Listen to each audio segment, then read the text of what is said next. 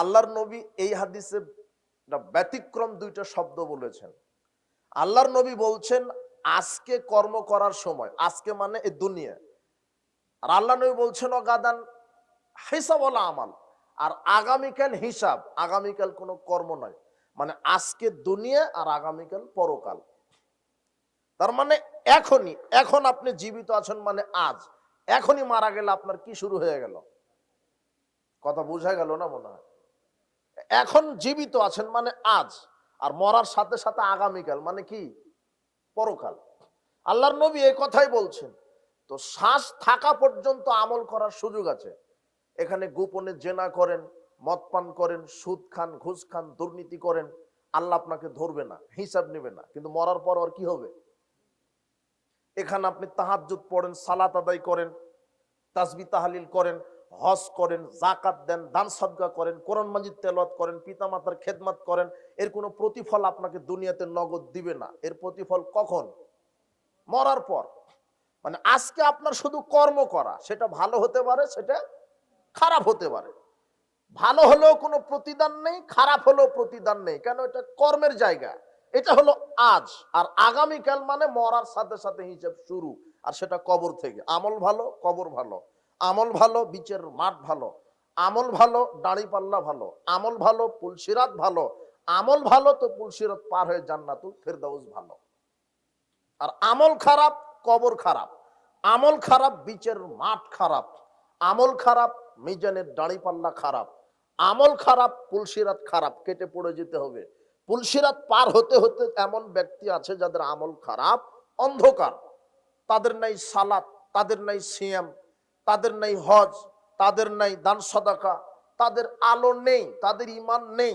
তারা সুদখুর, ঘুষখুর, বেনামাজি, তারা দুর্নীতিবাজ, তারা হারামখুর। তো এদের আলো নেই, এরা সিরাত পার হতে হতে কেটে পড়ে যাবে। তো কেটে যে পড়বে, ও পড়তে ওর যে কত সময় লাগবে আল্লাহ ভালো জানে। তবে একটা হাদিস থেকে বোঝা যায়, আবু হুরায়রা রাদিয়াল্লাহু আনহু বলছেন যে কুন্না মান নবী সাল্লাল্লাহু আলাইহি ওয়াসাল্লাম, একদা আমরা রাসূল সাল্লাল্লাহু আলাইহি ওয়াসাল্লামের সাথে ছিলাম। ইজ ওয়াজবাতান, হঠাৎ একটা শব্দ শুনলাম। আমরা বললাম আল্লাহর নবী এটা কিসের শব্দ? তখন আল্লাহর নবী বলছেন যে হাযা হাজারুন রুমিয়া বি ফিন নার মুনযু সাবিনা খরিফা। এটা হলো ওই পাথরের শব্দ, যেই পাথরটা আল্লাহ আজ থেকে 70 বছর পূর্বে জাহান্নামের মুখে ছেড়ে দিয়েছিল। আর 70 বছর লাগলো শুধু জাহান্নামের তলদেশে পাথরটা পড়তে। তার মানে যারা সিরাত কেটে রাস্তা পার হতে চাইবে, পার হলেই জান্নাত।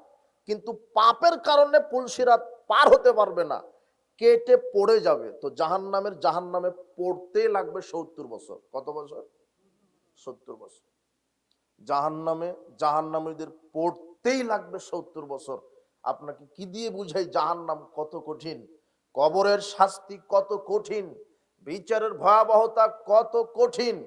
তাই তো প্রতিদান, আমল ভালো হলে প্রতিদান ভালো, আমল খারাপ হলে প্রতিদান খারাপ। আল্লাহর নবী বলছেন পরকাল ধেয়ে আসছে, দুনিয়া তোমাদেরকে ফাঁকি দিচ্ছে। দুনিয়া আপনি যতই ধরার চেষ্টা করেন, আপনি মনে করছেন যে যে কোনো মূল্যে নেতা হতে হবে। নেতা হওয়ার একদিন পরে মরণ এসে যেতে পারে, তো নেতৃত্ব আপনার ভোগ করতে পারবেন না। যে কোনো মূল্যে গাড়ি বাড়ি করতে হবে, হালাল হারাম বিবেচনা করছেন না। গাড়ি বাড়ি করা নিষেধ নয়, হালাল বৈধ পথে করেন। কিন্তু আপনি প্রতিযোগিতায় নেমেছেন, যে কোনো মূল্যে দুনিয়াতে টিকতে হবে, ক্ষমতা দেখাতে হবে, দাম্ভিকতা দেখাতে হবে, ক্ষমতার অপব্যবহার করতে হবে, জুলুম করতে হবে। জুলুমবাজি করে, স্বৈরাচারী হয়ে, স্বেচ্ছাচারী হয়ে, দুনিয়াতে দাম্ভিকতা দেখিয়ে ফেরাউন টিকতে পারে না, আপনি পারবেন না। আপনি আজকে দুনিয়াতে আপনি চলছেন পরকালকে ভুলে, আল্লাহকে ভুলে। দুনিয়া আপনাকে ফাঁকি দিচ্ছে। আল্লাহর নবী বলছেন শোনো দুনিয়া পূজারীরা, দুনিয়া তোমাদেরকে ফাঁকি দিচ্ছে। দুনিয়া যতই ধরার চেষ্টা করো, স্বপ্ন দেখছেন ভালো চাকরি করবেন, কিন্তু চাকরির জন্য দিনকে ভুলে গেছেন। স্বপ্ন দেখছেন নেতা হবেন, নেতৃত্ব দিতে গিয়ে দিনকে ভুলে গেছেন, ইসলামকে ভুলে গেছেন। বাড়ি গাড়ির স্বপ্ন দেখছেন, পরকালকে ভুলে গেছেন। সবই পূরণ হলো, ঠিক আছে, কিন্তু হঠাৎ মৃত্যু এসে আপনার স্বাদ কেটে দিল, তো আপনার দুনিয়াতেও আপনি নেতৃত্ব ভোগ করতে পারলেন না, আর পরকালের জন্য কিছু না করার কারণে পরকালও ক্ষতিগ্রস্ত। আপনি হলেন বোকা মানুষ, আপনি হলেন নির্বোধ মানুষ। আপনি দুনিয়াকে প্রাধান্য দিতে গিয়ে আপনি পরকালকে ভুলে আছেন। উপস্থিত বৈঠকের মুসলিম দিনী ভাই বোন, আমরা যখন ছোটবেলাতে নদীতে গোসল দিতে যেতাম, তখন আমরা ছোটবেলায় পানিকে ধরার চেষ্টা করতাম, এভাবে খামচা দিয়ে ধরার চেষ্টা করতাম। যতই ধরার চেষ্টা করি পানিগুলি আঙুল খেয়ানত করে চলে যায়। আপনি যদি সকাল থেকে সন্ধ্যা পর্যন্ত পানি এভাবে ধরার চেষ্টা করেন, এক ফোঁটা পানি কি ধরতে পারবেন? তো দুনিয়া ওই রকম, আপনি দুনিয়াকে ধরতে চাচ্ছেন, হঠাৎ জিবরাইল এসে আপনার আত্মাটা নিয়ে চলে যাবেন, আপনি দুনিয়া ভোগ করতে পারবেন না। তো যেটা আপনি ভোগ করতে পারবেন না সেটা দখলের জন্য এত প্রতিযোগিতা কেন? অথচ যেটা আপনি ভোগ করতে বাধ্য, হয় জান্নাত না হয় জাহান্নাম, ওটা আপনি বাধ্য নিশ্চিত। আপনি এখন মৃত্যুর জন্য বাঁচার জন্য কত প্রচেষ্টা, কিন্তু মৃত্যু থেকে কেউ বাঁচতে পারবে না। কিন্তু জান্নাত জাহান্নাম থেকে বাঁচার জন্য কেউ চেষ্টা করে না। জাহান্নাম থেকে বাঁচার চেষ্টা করলে আপনি করতে পারবেন। জাহান্নাম থেকে যদি বলেন আমি বাঁচবো যে কোনো মূল্যে, ঈমান আনবো, সৎ আমলগুলি করব, তাহলে এই জান্নাত থেকে জান্নাতে যাব, জাহান্নাম থেকে বেঁচে থাকব। যেটা থেকে আপনি নিশ্চিত বাঁচতে পারবেন সেটা থেকে বাঁচার চেষ্টা করছেন না। আর যেটা থেকে আপনি বাঁচার কোনো পথ নাই, আজ হোক আর কাল হোক মরণ আসবেই, সেই মৃত্যু থেকে আপনার বাঁচার কত প্রচেষ্টা, কথা মনে হয় বোঝা গেল না? আপনি যা কিছুই করেন মৃত্যু হবেই, এটা থেকে বাঁচার কোনো উপায় নাই, কিন্তু আপনি মৃত্যু থেকে বাঁচার জন্য কত প্রচেষ্টা। আর জাহান্নাম থেকে আপনি ইচ্ছা করলেই বাঁচতে পারবেন। আজকে তওবা করেন যে আল্লাহ তওবা করলাম, এই যে নতুন করে ঈমান আনলাম। আপনি বলেছেন 5 ওয়াক্ত সালাত ফরজ, আমি সালাত আদায় করলাম। আপনি বলেছেন আমার সাথে শিরক করো না, পাপ ক্ষমা করব, আমি শিরক করব না। কবর পূজা, খানকা পূজা, মাজার পূজা, পীর পূজা, দরগা পূজা, উসিলা পূজা, এগুলি করব না, আমি শিরক করব না। আপনি বলেছেন হালাল খাও, হারাম খাও না, আমি হালাল খাবো, আজ থেকে হারাম খাবো না। আপনি বলেছেন মানুষের সাথে ভালো আচরণ করব, এই যে করা শুরু করেছি। আপনি ইচ্ছা করলে এই ভালো আমলের মাধ্যমে জাহান্নাম থেকে কি করতে পারেন? বাঁচতে পারেন। আপনার ইচ্ছা, আল্লাহ আপনাকে ইচ্ছা শক্তি দিয়েছে। জাহান্নাম থেকে বাঁচার সুযোগ আছে, জান্নাতে যাওয়ার সুযোগ আছে, কিন্তু আপনি দুনিয়াকে উপার্জনের মাধ্যম বানিয়ে পরকালকে ভুলে গেছেন। আল্লাহ সুবহানাহু ওয়া তাআলা বলছেন ওয়া ফি যালিকা ফালইয়াতানাফাসিল মুতানাফিসুন, তোমরা জান্নাতি ব্যক্তিদেরকে দেখে তারা যা করে তা করার জন্য প্রতিযোগিতা করো। জান্নাতি মানুষেরা যা করে তা দেখে তোমরা প্রতিযোগিতা করো। ওয়াসারিউ ইলা মাগফিরাতিম মির রাব্বিকুম ওয়া জান্নাতিন আরদুহাস সামাওয়াতু ওয়াল আরদ উইদ্দাত লিল মুত্তাকিন। আল্লাহ বলছেন পৃথিবীর মানুষ আমার ক্ষমার দিকে দৌড়াতে থাকো, আমার ক্ষমা পাওয়ার জন্য প্রতিযোগিতা করো, তোমাদের প্রতিপালকের নিকটে ক্ষমা নেওয়ার জন্য প্রতিযোগিতা করো, আর জান্নাত পাওয়ার জন্য প্রতিযোগিতা করো, যেই জান্নাতের বিশালতা আকাশ জমিনের সমান। আর ওই জান্নাত আমি প্রস্তুত করেছি যারা আমাকে ভয় করে চলে। আল্লাহ দুইটা জিনিসের জন্য প্রতিযোগিতা করতে বলেছেন, এক হলো আল্লাহর ক্ষমা, বলেন তো কি? দুই, আল্লাহর জান্নাত পাওয়ার জন্য আল্লাহ বলছেন প্রতিযোগিতা করো। আল্লাহর ক্ষমার জন্য প্রতিযোগিতা, যে কোনো মূল্যে আল্লাহর নিকট থেকে ক্ষমা নিতে হবে। আর মানুষের পাপ আল্লাহ ছাড়া মানুষ ক্ষমা করতে পারে না। ওমা ইয়াগফিরুয যুনুবা ইল্লাল্লাহ, কে আছে যে আল্লাহ ছাড়া মানুষের পাপ ক্ষমা করে? তবে পাপ দুই ভাগে বিভক্ত, মানুষের সাথে জড়িত পাপ আর আল্লাহর সাথে জড়িত পাপ।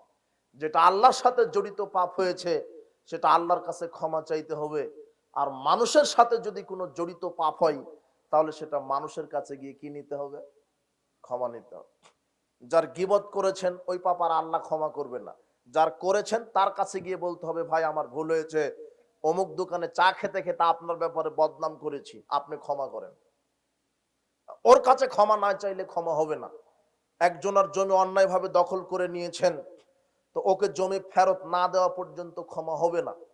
একজনকে অন্যায়ভাবে চড় থাপ্পড় মেরেছিলেন, ওর কাছে গিয়ে ক্ষমা না চাইলে ক্ষমা হবে না। আপনি ওই কসাইদার প্রতি কেজিতে 100 গ্রাম 50 গ্রাম করে গোস্ত কম দিয়েছেন, তো যাকে কম দিয়েছেন ওর কাছে ক্ষমা না চাইলে পাপ ক্ষমা হবে না। ওটা মানুষের সাথে জড়িত পাপ। কথা বোঝা গেল না মনে হয়? আপনার বাপ মারা গেছে, যখন বাপ মারা গেল তখন সেই দিন আপনার বোনকে জমি বাহির করে দেওয়া লাগতো, এখনো দেননি, এই পাপ আপনার হজ জাকাত তাহাজ্জুদ দিয়ে ক্ষমা হবে না। বিচার মাঠে বোনের জমি কাঁধে বহন করে উঠতে হবে। কথা বোঝা গেল না মনে হয়? মনে হয় যুবক শোনো, তোমরা দুই ভাই বোন, তুমি আর তোমার বোন, তোমার বাপের 3 বিঘা জমি আছে, তোমার বাপ মারা গেছে, তো এখন তোমার বোনকে 1 বিঘা দিয়ে দিতে হবে। আর তোমার কয় বিঘা? 2 বিঘা। তো তোমার বাপ যে মারা গেছে 10 বছর 20 বছর হলো, তবুও তো তোমার বোনকে এখনো জমি দাওনি। তখন ওই 1 বিঘা জমি হলো তুমি দুর্নীতিবাজ, বোনের জমি খাচ্ছ। এই মুরব্বী শুনেন, এখনো যদি আপনি বোনের জমি ফেরত না দেন, তাহলে বোনের জমি যদি ধান চাষ করেন, পটল বেগুন চাষ করেন, আর ওই জমি চাষ করা টাকা দিয়ে যদি আপনি উমরা হজ করতে যান, কাবা ঘরে উমরা হজ যাওয়া বহুদূরের কথা, এয়ারপোর্টেই যায়নি হজ। ওটা কাঁধে থাকবে, বোনের 1 বিঘা জমি কোথায় থাকবে? এই যুবক, তোমার ফুপুকে এখনো তোমার বাপ জমি বাহির করে দেয়নি, অথচ বলছে আমি পাক্কা আহলে হাদিস। ও বছরে বছরে উমরা করে। ওটা হলো মানুষের হক, তোমার ফুপুর হক। ইমান যদি খুব শক্ত হয়, তাহলে বাপ মরে যাওয়ার সাথে সাথে বোনকে জমি বাহির করে দিতে হবে, এটা খুব শক্ত ইমানের পরিচয়। আর ইমান যদি একটু নরমাল হয়, তাহলে দাফন করার পরে। আর যার ইমানই নাই, সে জমি এখনো খেতে আছে, হলো বেঈমান মুনাফিক। কথা বোঝা গেল না নাকি আমার কথা? যে আপনি যে আপনার বোনের জমি এখনো খাচ্ছেন, আপনার ভিতরে ইমানই ঢুকেনি এখনো। বোনকে জমি দিয়ে দিবেন, এরপরে তওবা করবেন, তখন ইমান ঢুকলো। বাস, ওটা মানুষের হক। ওর কাছে ক্ষমা চাইতে হবে, বোনের কাছে ক্ষমা চাইতে হবে। বোন, আমি যে 10 বছর ধরে জমিটা খেলাম, তুই মাফ না করলে তো আল্লাহ করবে না, তো তুই মাফ কর। আর এই যে জমি দিয়ে দিলাম, 1 বিঘা বা 10 কাঠা পাবে, আজকে দিয়ে দিলাম, ভুল হয়েছে, বক্তব্য শুনে এসেছি, ভুল হয়েছে, আজকে তুমি ক্ষমা করো। এইভাবে ক্ষমা চাইতে হবে। ওটা মানুষের সাথে জড়িত পাপ। যার গীবত করেছেন তার কাছে গিয়ে ক্ষমা চাইতে হবে, যার হক মেরে খেয়েছেন তার সাথে ক্ষমা চাইতে হবে। আর আল্লাহর সাথে জড়িত পাপ কি? জেনা করেছেন, চুরি করেছেন, মানুষ হত্যা করেছেন, মদ পান করেছেন, এগুলি কার সাথে জড়িত পাপ? আপনি এখনো সালাত আদায় করেন না, বেনামাজি, এটা কার সাথে জড়িত পাপ? তো এই পাপ ক্ষমা হওয়ার 3টা মাধ্যম আছে। এক, পাপ স্বীকার করতে হবে। কার কাছে? আল্লাহ, আমি বেনামাজি ছিলাম, আমি নতুন করে কালেমা শাহাদাত পাঠ করে আজকে থেকে সালাত আদায় করছি। আল্লাহ, আমার বয়স 40 হয়ে গেছে, বিগত যে 40 বছরে সালাত আদায় করিনি, যত পাপ হয়েছে আপনি ক্ষমা করেন। আমি পাপ স্বীকার করলাম, আমি তওবা করছি। আর তৃতীয় একটা বাক্য আমি বাড়ালাম, প্রতিপালক, মরা পর্যন্ত আর 5 ওয়াক্ত সালাত ছেড়ে দিব না।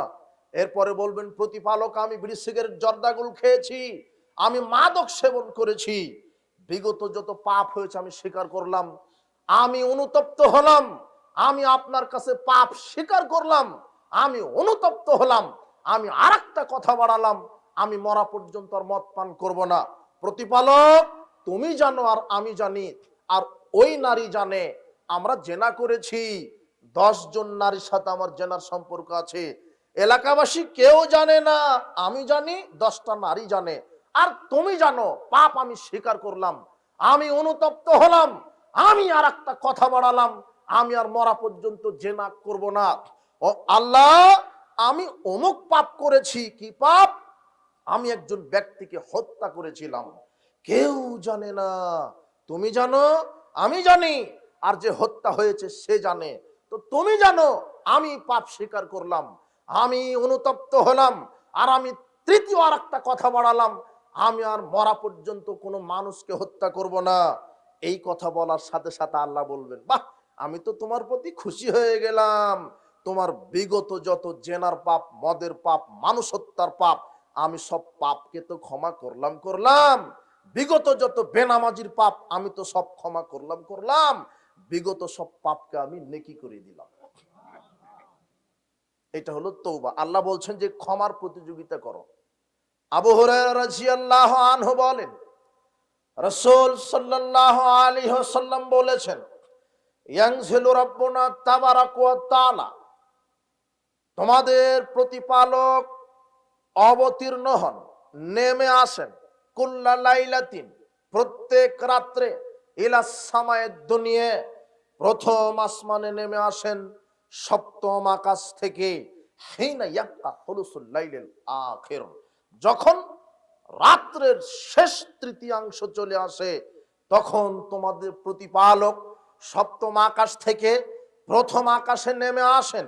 ফায়নাদি মুনাদিন, এসে আল্লাহ আহ্বান করতে থাকেন। আল্লাহ নিজে বলতে থাকেন, যিনি আকাশের স্রষ্টা, যিনি জমিনের স্রষ্টা, আকাশ এবং জমিনের ভিতর বাহিরে যা আছে সবার যিনি স্রষ্টা, যিনি সূর্যের স্রষ্টা, যিনি তারকার স্রষ্টা, যিনি মানুষের স্রষ্টা, যিনি হাজারো লক্ষ কোটি প্রাণীর স্রষ্টা, যিনি রাজাধিরাজ, যিনি সর্বশক্তিমান, যিনি কাহ্হার, যিনি জব্বার, যিনি গফফার, যিনি ক্ষমতাধর, যিনি রাজাধিরাজ, যিনি আহকামুল হাকিমিন, এমন সুপার পাওয়ার সত্তা আল্লাহ প্রতিপালক, তিনি সপ্তম আকাশ থেকে প্রথম আসমানে নেমে এসে বলে, মায়াদউনি ফাস্তাজিব লাহু, কে আমাকে ডাকে, আমি আল্লাহ তার ডাকে সাড়া দিতে এসেছি। মাইয়ু ইয়াসআলুনি ফাউতিয়াহু, কে আমার কাছে কিছু চাই, কে কোনো বিপদে আছে, সংকটে আছে, অভাবে আছে, কেসকাবারিতে আছে, ঋণগ্রস্ত আছে, কার সন্তান হচ্ছে না, কার সংসারে অশান্তি, কার কি দাবি, তোমরা আমাকে বলো, আমি ডাকে সাড়া দিতে এসেছি। মায়াস্তাগফিরুনি ফাগফিরালাহু, কে কত বড় পাপী, কে চুরি করেছো, মানুষ হত্যা করেছো, জেনা করেছো, মদ পান করেছো, লা তাকনাতু মির রাহমাতিল্লাহ, আমি আল্লাহর দয়া থেকে নিরাশ হয়ো না, তোমরা বলো, তোমরা আমার কাছে তওবা করে ফিরে আসো, আমি আল্লাহ তোমাদের বিগত সব পাপ ক্ষমা করে দিব।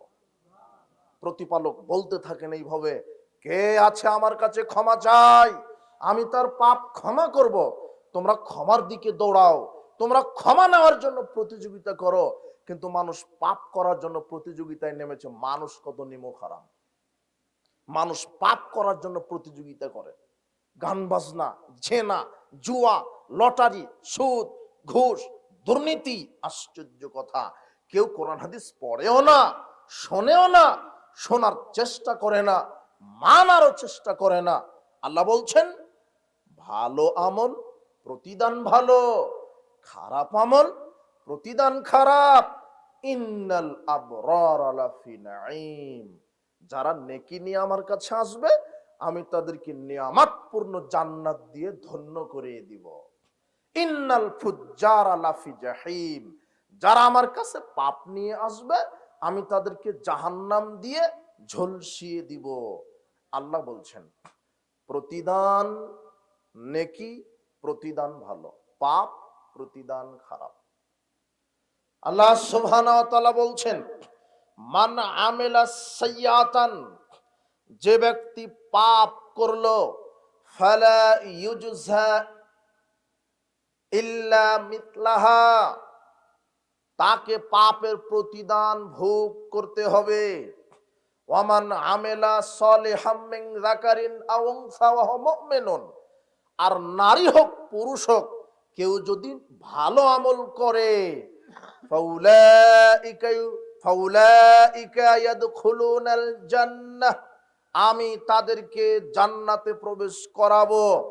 ইউরসাকুনা ফিহা বিগাইরি হিসাব, আর আমি তাদের জন্য বেহিসাব রুজি রুটির ব্যবস্থা করেছি। যারা নারী হোক, যে পুরুষ হোক, ঈমান নিয়ে যদি সৎ আমল করে, আমি তাদেরকে এমন জান্নাতে প্রবেশ করাবো, যেই জান্নাতে রয়েছে বেহিসাব রুজি। বেহিসাব, যেই রুজি রুটির হিসাব নাই। এই আয়াতের ব্যাখ্যা আপনাকে কি দিয়ে বুঝাই?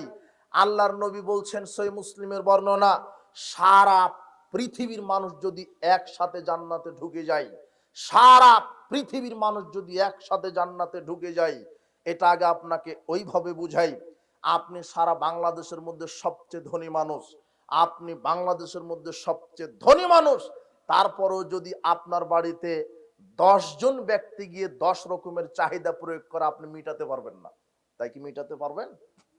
10 জনের চাহিদা কয় রকমের? 10 রকমের।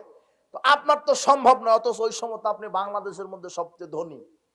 কিন্তু আল্লাহর নবী বলছেন সারা পৃথিবীর সব মানুষ যদি একসাথে জান্নাতে যায়, বর্তমান পৃথিবীতে মানুষ আছে 800 কোটিরও বেশি, আরে ধরেন 800 কোটি, 800 কোটি মানুষ যদি একসাথে জান্নাতে যায়, আল্লাহর নবী বলছেন এই সব মানুষ 800 কোটি মানুষ যদি একসাথে জান্নাতে যায়, আর 800 কোটি মানুষের চাহিদা যদি আল্লাহর কাছে পেশ করে 800 কোটি রকমের, তাহলে আল্লাহ এক মুহূর্তে তা পূরণ করে দিবেন। এর নাম জান্নাত, বেগাইরে হিসাব, অগণিত রুজি। আপনার কল্পনা করতে দেরি, উপস্থিত হতে দেরি নেই, এর নাম জান্নাত। আমল ভালো, প্রতিদান ভালো, আমল খারাপ, প্রতিদান খারাপ।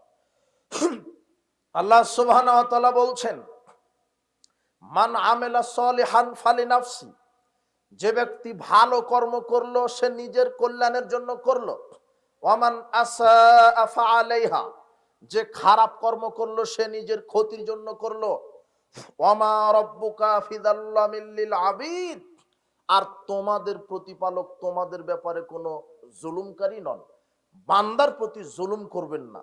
লাহা মা কাসাবাত ওয়া আলাইহা মা কাসাবাত, যে যা উপার্জন করে এসেছে তার প্রতিদান আমি আল্লাহ দিব। যার কর্ম যেমন আমি তার ফল দিব, আমি আল্লাহ তেমন। যে ব্যক্তির কর্ম যেমন আমি আল্লাহ তার ফল দিব তার কর্ম তেমন। তার কর্ম যেমন আমি আল্লাহ তেমন ফল দিব তেমন। কর্ম যেমন ফল হবে তেমন। কর্ম ভালো প্রতিফল ভালো, কর্ম খারাপ প্রতিফল খারাপ। আল্লাহ সুবহানাহু ওয়া তাআলা কোরআন মাজিদে বলছেন উদিয়াল কিতাব ফাতারাল মুজরিমিনা মুশফিকিনা মিম্মা ফি, যখন অপরাধীরা তাদের আমলনামা দেখবে তারা হতাশ হবে বিচারের মাঠে। তারা বলবে হায় আফসোস, আমি যদি আমলনামা না পেতাম।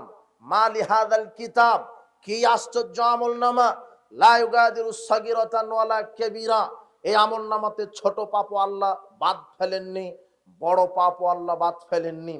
মা ইয়ালফিদু মিন কওলিন ইল্লা লাদাইহি রাকিবুন আতীদ, মানুষ যা কিছু করবে দুনিয়াতে আল্লাহ তা লিখে রাখার ব্যবস্থা করেছেন। আল্লাহ বলছেন ইন্না আলাইকুম লাহাফিজিন, প্রত্যেকটা মানুষের কাছে আছে সংরক্ষণকারী ফেরেশতা। আপনি ভালো করলেও লিখছে, খারাপ করলেও। কথা বোঝা গেল না মনে হয়?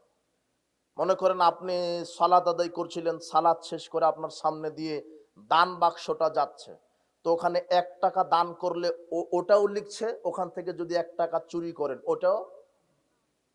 এটা কি বিশ্বাস হয় না?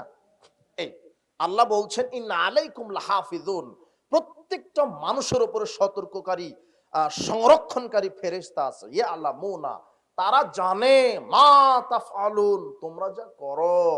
কিরামান কাতিবিন, তারা হচ্ছে সম্মানিত লেখক, তারা অনেক লেখক। ডানে বামে 2 জন বিশেষ ফেরেশতা আছে, এই কথা ঠিক। একজন নেকি লিখছে আর একজন পাপ লিখছে, এই কথা ঠিক। তবে নেকির কাজে সহযোগিতা করে আরো অনেক ফেরেশতা, পাপের কাজে সহযোগিতা করে আরো অনেক ফেরেশতা। পাপ লিখাতে আরো অনেক ফেরেশতা বলে অমুক অমুক পাপ করেছে লিখো। নেকির ক্ষেত্রে তাই বলে। কেমন? বুখারীতে একটা হাদিস আসছে, আল্লাহর নবী যখন সামি আল্লাহু লিমান হামিদা বললেন, তখন পিছন থেকে একজন মুসল্লি বলছেন রব্বানা লাকাল হামদ হামদান কাসীরান তাইয়িবান মুবারাকান ফিহি, জোরে চিল্লায়ে বলেছেন। সালাম ফেরানোর পরে আল্লাহর নবী বলছেন কে বললো, কে বললো এই দোয়া? সাহাবী একটু ভয় পেয়ে গেলেন, ভয়ে ভয়ে বলছে আল্লাহর নবী আমি বলেছি। তখন আল্লাহর নবী বলছেন শোনো, আমি তো নবী, তুমি নবী নও, আমি যা জানি তুমি জানো না। আমার কাছে জিবরাইল অবতীর্ণ হন, আল্লাহ আমাকে বললেন তুমি যখন এই দোয়াটা বললে রব্বানা লাকাল হামদ হামদান, আমলনামা দিবে। লোকটা তখন আনন্দের আতিশয্যে বলবে ফায়াকুলু হাউ মুকরাউ কিতাবিয়া, এই দেখো দেখো আল্লাহ আমাকে ডান হাতে আমলনামা দিয়েছে, আমার আমলনামাটা একটু পড়ে দেখো তো। কত খুশি, সবাইকে বলবে তুমি একটু পড়ো তো, আল্লাহ আমাকে ডান হাতে আমলনামা দিয়েছে। ইন্নী যানানতু আন্নী মুলাকিন হিসাবিয়া, আমি জানতাম আল্লাহ আমাকে আমল নামা ডান হাতে দিবে, কেন আমি ভালো আমল করেছি। আমি এটা জানতাম আল্লাহ আমাকে ডান হাতে আমল নামা দিবে, আমি এটা জানতাম। ফাহুয়া ফি ঈশাতির রাদিয়া, আল্লাহ বলবেন এখন তুমি সন্তোষজনক জান্নাতে থাকো। ফি জান্নাতিন আলিয়া, উঁচু জান্নাতে থাকো। কুতুফুহা দানিয়া, যেই জান্নাতের চতুর্দিকে ফলমূল শুধু দলবে, এইভাবে ঝুলবে, তুমি ইচ্ছা মতো ফলমূল খাবে। এরপরে আল্লাহ বলবেন তুমি তো ডান হাতে আমল নামা পেয়েছো, কেন? কুলু ওয়াশরাবু, খেতে থাকো, পান করতে থাকো, হানি আম, একেবারে তৃপ্তি সহকারে খাও, তৃপ্তি সহকারে পান করো। বিমাস লাফতুম ফিল আইয়ামিল খালিয়া, বিগত দিনের সৎ আমলের বিনিময়ে।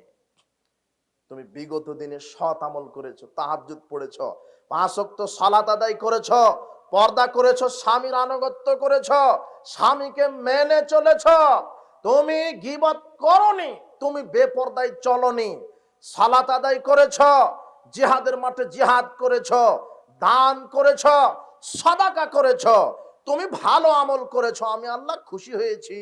তোমার জন্য উঁচু জান্নাত, আর জান্নাতে তুমি খাও পান করো তৃপ্তি সহকারে, কেন? বিগত দিনের কর্মের বিনিময়ে। তখন ব্যক্তিটা খুশি হয়ে যাবে। ওয়াম্মা নুতিয়া কিতাবাহু বিশিমালি, এখন যেই ব্যক্তিকে আল্লাহ বাম হাতে আমল নামা দিবে। কোন ব্যক্তিকে বাম হাতে আমল নামা দিবে বলো তো যুবক? যার আমল খারাপ, যে বেনামাজি, যে সুদখোর, ঘুষখোর, দুর্নীতিবাদ, চিটার, বাটপার, দম্ভিক, জালেম, স্বৈরাচার, আল্লাহ তাকে বাম হাতে ধরিয়ে দিবে আমল নামা। তখন নেওয়ার সাথে সাথে বলবে ইয়া লাইতানি লাম তাকিতাবিয়া, হায় আফসোস, আমি যদি আমল নামা না পেতাম, আমি যদি আজকে আমল নামাটা না পেতাম, ওয়ালাম আদরি মা হিসাবিয়া, আমি যদি আমার হিসাবটা না জানতাম, ইয়া ওয়াইলাতাহা ইয়া লাইতাহা কানাতিল কাদিয়া, মৃত্যু যদি চূড়ান্ত হতো, আমার যদি মৃত্যু চূড়ান্ত হতো কত না ভালো হতো। আমি যদি আমল নামা না পেতাম, আমি যদি আমার হিসাবটা না জানতাম, হালাকা আন্নি সুলতানিয়ে, আমার তো মেম্বার, চেয়ারম্যান, এমপি, মন্ত্রীর ক্ষমতাও আজকে নেই, এই কথাই আল্লাহ বলছেন। হালাকা আন্নি সুলতানিয়ে, আমার তো নেতৃত্বের ক্ষমতা আজকে নেই। মা আগনা আন্নি মালিয়ে, আমার তো সম্পদেরও ক্ষমতা আজকে নেই। হালাকা আন্নি সুলতানিয়ে, আমার ক্ষমতাও নেই, আমার অর্থ সম্পদও নেই। আল্লাহ তখন বলবেন খুযুহু ফাগুল্লুহু, একে ধরো, শিকল দিয়ে বেঁধে ফেলো, সুম্মাল জাহিমা সাল্লুহু, জাহান্নামে নিক্ষেপ করো, সুম্মা ফি সিলসিলাতিন দারুহা সাবউনা জিরান ফাসলুকু, একে 70 হাত শিকল দ্বারা বেঁধে জাহান্নামে নিক্ষেপ করো। সেদিন আপনার ক্ষমতা বিচার মাঠে কাজে দিবে না, সেদিন আপনার দল পার্টি বিচার মাঠে কাজে দিবে না, সেদিন পৃথিবীর কোনো অধিপত্য খাটবে না। যত বড় আপনি নেতা হন, হাজারো লক্ষ কোটি টাকার মালিক হন, সেদিন নেতৃত্ব দিয়ে টাকা দিয়ে বিচার মাঠে টিকা যাবে না। বিচার মাঠে টিকতে হলে লাগবে ঈমান এবং আমল। বলো তো যুবক, মুখস্থ করো, বিচার মাঠে টিকতে কয়টা জিনিস লাগে? ঈমান এবং আমল। দেখো ঈমান এবং আমল তোমার আছে কিনা। ঈমান মানে আল্লাহর প্রতি বিশ্বাস, নবীদের প্রতি বিশ্বাস, পরকালের প্রতি বিশ্বাস, তাকদীরের প্রতি বিশ্বাস, এগুলো হচ্ছে ঈমান। কিতাবের প্রতি বিশ্বাস, ভালো মন্দের প্রতি বিশ্বাস, এগুলো হচ্ছে ঈমান। ঈমান থাকতে হবে। আর আমল কি? 5 ওয়াক্ত সালাত, দেখো তোমার আছে কিনা। হজ, যাকাত, তাসবিহ, তাহলিল, দান সদকা, পিতামাতার খেদমত, প্রতিবেশীর সাথে ভালো আচরণ, মানুষের হক, দেখো তোমার এগুলো আছে কিনা, তাহলে টিকা যাবে। সালাত আদায় না করলে টিকা যাবে না। আশ্চর্য কথা, আপনি যারা সালাত আদায় করেন ওকে বেনামাজি বলা আপনাকে কে শেখালো? কোরআন হয়েছে কোথাও বেনামাজি নেই। কোরআন আল্লাহ বলছেন যে সালাত আদায় করে না সে মুশরিক, আর আল্লাহর নবী বলছেন হলো মুশরিক এবং কাফের। যারা 5 ওয়াক্ত সালাত আদায় করে না সে কি? আপনি বলছেন বেনামাজি, কিন্তু আল্লাহ বলেছেন মুশরিক। সূরা রুমের 31 আয়াতে বলছেন মুনিবিনা ইলাইহি ওয়াত্তাকু ওয়া আকিমুস সালাহ, তোমরা আমার দিকে রুজু হও, সালাত কায়েম করো, ওয়ালা তাকুনু মিনাল মুশরিকিন, আর মুশরিক হয়ো না। তার মানে যারা সালাত আদায় করে না তারা কি? মুশরিক। এই কথা আল্লাহ বলছেন। আর আল্লাহর নবী বলছেন আল-আহদুল্লাযী বাইনানা বাইনাহুমুস সালাহ, আমাদের আর ইহুদি খ্রিস্টান কাফের মুশরিকদের মধ্যে আল্লাহ ওয়াদা দিয়েছেন যে মান তারাকা ফাকাত কাফারা, যে ব্যক্তি সালাত ছেড়ে দিল সে কাফের হয়ে গেল। কি হয়ে গেল? বাইনাল আবদু ওয়া বাইনাল কুফরি তারকুস সালাহ। যে ব্যক্তি সালাত আদায় করে সে মুসলমান, যে সালাত আদায় করে না সে কাফের। যে 5 ওয়াক্ত সালাত আদায় করে না সে কাফের। যে শুধু জুমার দিনে সালাত আদায় করে বাকি এক সপ্তাহ সালাত আদায় করে না সে কাফের। যে শুধু রমাদানের 1 মাস সালাত আদায় করে বাকি 11 মাস সালাত আদায় করে না সে কাফের। সে মরে গেলে তার গোসল হবে না, তার কাফনের কাপড় হবে না, তার জানাজা হবে না, তার দাফন হবে না। যারা বেনামাজি তারা গরু খাসি জবাহ করলো, গরু খাসির গোস্ত খাওয়া হারাম। ও কুকুর শিগালের মতো পুঁতে রাখতে হবে, তার নাম বেনামাজি। বাংলাদেশ সরকার যদি ইমানের গতিতে চলতো, সংসদ থেকে বলে দেওয়া হতো, শোনো, কোন বেনামাজি মারা গেলে তার জানাজা হবে না, কোন বেনামাজি মারা গেলে তার কাফন হবে না। এটা রাষ্ট্র থেকে বলা হতো, ওয়াজ আর এই প্যান্ডেল থেকে হতো না। যদি বাংলাদেশ এই কোরআন আর হাদিসটা যদি সংসদে বসানো হতো তাহলে ওয়াজ হতো সংসদ থেকে। বোঝা গেল না মনে হয় কথা? তখন মৌলবী আমার মতো আলেম এসে বলা লাগতো না, বাবা সুদ হারাম। সংসদ থেকে বলে দেওয়া হতো সুদ হারাম, যে সুদ খাবে তার 5 বছর জেল। এটা কোথা থেকে ওয়াজ হতো? আমার মতো মাওলানা সাহেব আর এই ওয়াজে প্যান্ডেল এসে বলা লাগবে না, বাবাজিরা বিড়ি সিগারেট জর্দাগুল মদ হারাম। এটা প্যান্ডেল থেকে ওয়াজ হবে না, এই ওয়াজ হবে সংসদ থেকে। বলা হতো আজ থেকে বিড়ি সিগারেট জর্দাগুল হারাম। প্রথমে যে ব্যক্তিটা মদ পান করবে তাকে শরিয়া আইন অনুযায়ী 40টা জুতার পিটা দিতে হবে। জুতার বাড়ি কয়টা? 40টা। অ্যাপেক্স কোম্পানির অথবা বাটা কোম্পানি, যেটা খুব ওজনে ভালো বড়, এই জুতা দিয়ে হেডমাস্টার, প্রিন্সিপাল, রিক্সা চালক, ভ্যান চালক, ছাত্র, শিক্ষক, মুরব্বী এদেরকে কয়টা পিটা দিয়ে দিতে হবে? প্রথমে 40টা। এরপরে যদি আবার খায় তাহলে 80টা। তারপরে যদি আবার খায় তাহলে সরকার বুদ্ধি পরামর্শ করে বলবে তাহলে কি 5 বছর জেল দেওয়া হোক। কথা বোঝা গেল না মনে হয়? আল্লাহর নবী যারা মদ পান করতেন তাদেরকে প্রথমে 40টা জুতা দিয়ে পিটাতেন। আল্লাহর নবী নিজে। কয়টা? 40টা। বিড়ি সিগারেট জর্দাগুল এগুলি হারাম, এগুলি হলো মদ। যার ভিতরে নেশা আছে সেটা হলো মদ। যার ভিতরে নেশা আছে, যেটা খেলে নেশা হয়। তা আপনি যে বলছেন কই জর্দা খেলে তো নেশা হয় না। আল্লাহর নবী বলছেন মাসকারা কাসিরুহু ফাকালিলুহু হারাম, যেটা বেশি খেলে বিবেকের ক্ষতি হয় তার অল্পটা হারাম।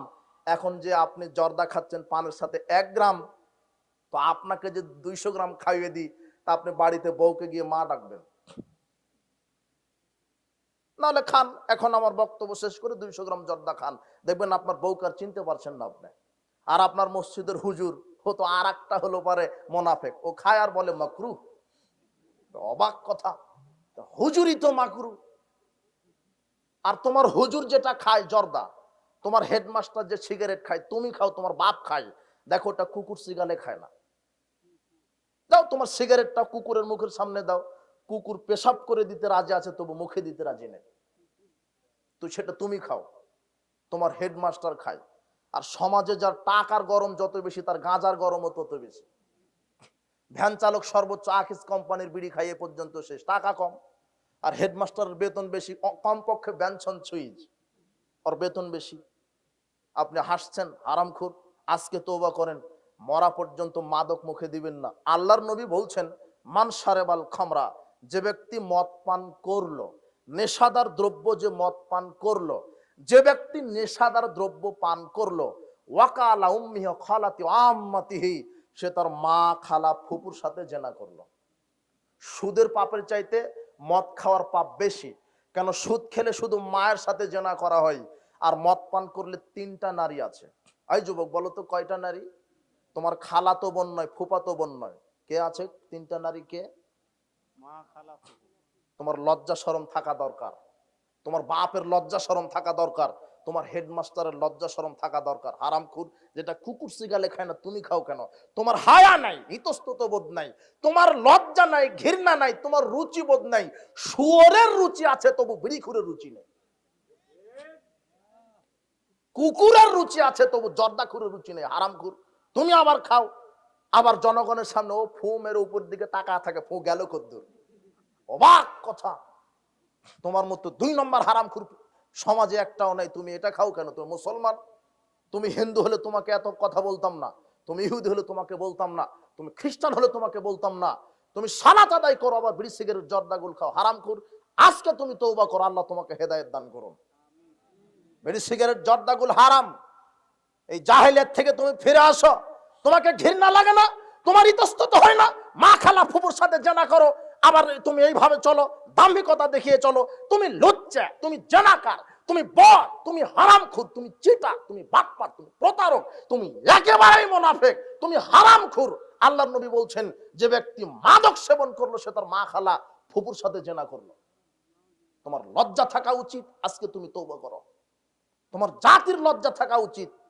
তোমার জাতির যদি বিবেক ইমান থাকতো তাহলে সংসদ থেকে বলে দিত, আজ থেকে মাদক হারাম করলাম। কে ঘোষণা করবে? যারা ঘোষণার কথা ওরাই বড় বড় বোতল খায়। আল্লাহ তুমি এদেরকে হেদায়েত দান করো। ওই যে 3 নম্বর শ্রেণীর মহিলা আবার হাসে, ও তো 3 নম্বর শ্রেণীর মহিলা। আশ্চর্য কথা, ওর লজ্জা ঘৃণা আছে? ওর কণ্ঠ কেন আমার কানে আসবে? আশ্চর্য কথা, তো মহিলা। বাড়িতে গিয়ে একটু উত্তম মাধ্যম দিবেন, যে তোমার কথা কেন এই পারে আসলো, এর নাম পুরুষ। তো উত্তম মাধ্যম আপনাকেই যে দিবে। আপনি যে ওই যে যৌতুক নিয়ে বিয়ে করেছেন, এখন আপনি হলো আপনার স্ত্রী আর আপনার শ্বশুর শাশুড়ির কাছে গরু ছাগল। আমাদের নওগাঁতে একটা গরুর হাট আছে, ওখানে গেলে গরু কিনে পাওয়া যায়। 1.5-2 লক্ষ টাকা হলে বড় বড় গরু পাওয়া যায়। তো যুবক, তোমাকে তো তোমার শ্বশুর 2 লক্ষ টাকা দিয়েছে, এখন শ্বশুরের কাছে তুমি কি? গরু।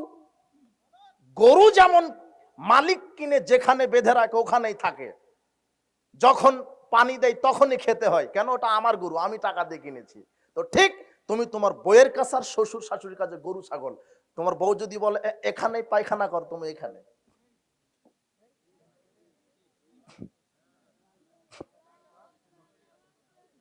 জেনারেল উপস্থিত বৈঠকের মুসলিম দিনী ভাই বোন,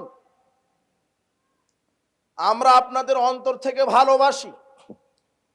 ভালোবাসার কেন্দ্র থেকে কথাগুলি আপনাকে কষ্ট নিয়ে আক্ষেপ করে বলছি। আপনি মুসলিম, আপনার বাপ মুসলিম, আপনার সন্তান মুসলিম। মুসলিম হওয়ার পরও নাফরমানি কাজ আপনি কিভাবে করেন? উপস্থিত বৈঠকের মুসলিম দিনী ভাই বোন, এই জন্যই আল্লাহ কোরআন মাজিদে বলছেন, আমল ভালো হলে প্রতিদান ভালো হবে, আমল খারাপ হলে প্রতিদান খারাপ হবে।